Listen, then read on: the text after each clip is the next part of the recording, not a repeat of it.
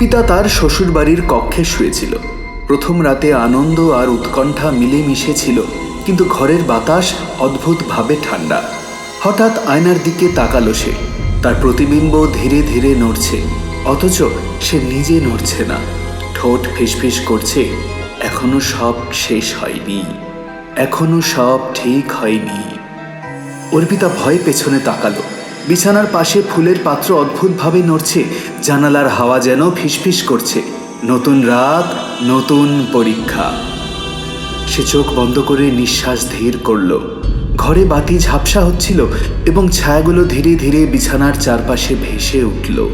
কেউ আঘাত করল না, কেউ অদৃশ্য হলো না, বরং ঘর তার উপস্থিতি অনুভব করল।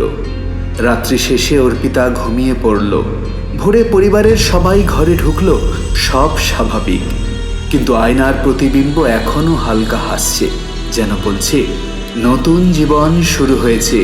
কিন্তু রাতের ছায়া সব সময় নজর রাখে।